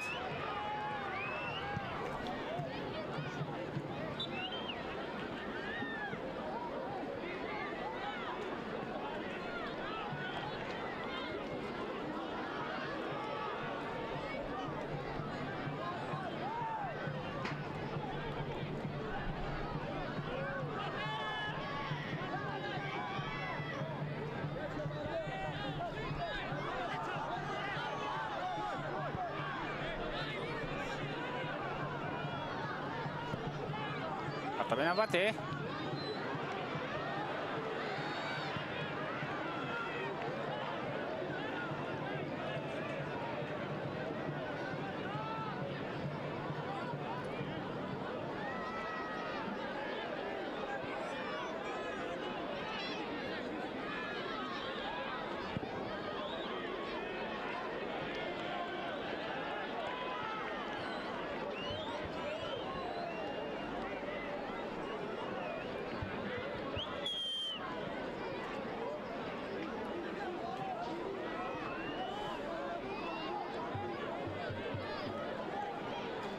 Ebukenici. حالا نوبتی پاس با خط هجوم.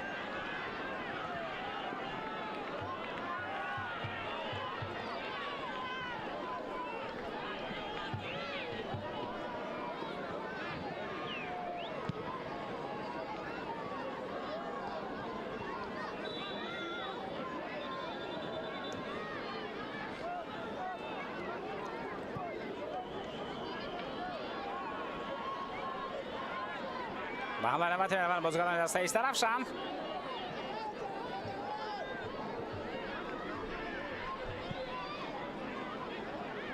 بعد از این دور روزهای 22 و 23 август بازی‌های دور نیم نهایی جام تاجیکستان بازی یکم دایر خواهند شد. دسته خوجند با دسته روشن بازی خواهد کرد. دسته روشن در این مرحله آزاد است چون تا به دور نیم نهایی نبرآمد و بازی دور 15 باشند 28 و 29 август و همچنین 30 август دایر خواهند شد. دسته ایست روشن با وخش بازی خواهد داشت در بازی دور 15 و دسته خوجند باشد با دسته سردار بازی خود را برگزار می‌کند. خب دوستان ارجمند همین طریق دوبار صدا شکرش را بلند نگرداند. دربی سرخ زمین به انجام رسد با حساب 2-0 این بازی جنباز کردید. محمد علی عزیزبایف و همچنین عبدالجلیل منظرов در این دیدار گل زدند. منظرов 7 گل و محمد علی عزیزبایف به دروازه دسته سابق خود گل زد و با همین یعنی با حساب 2-0 دربی در دور 14 به انجام رسد. دو دسته خوب خوجند شهر خوجند پیروزی نبرد خود را به دست می‌آورد. این زمان این دسته 18 خال دارد و با دسته روشن شهر کلوب شماره خالای خود را برابر می‌کند. دسته ایست روشن باشد دوستان ارجمند در این بازی با شکست روبرو گردید و در زینه آخرین باقی می‌ماند تا هنوز دسته مذکور یگان غلبه ندارد و این باشد مغلوبیت هشتم دسته مذکور است. در اینجا با شما خیر خوش می‌کنم. خیر تنصیحت و خانه آباد باشید.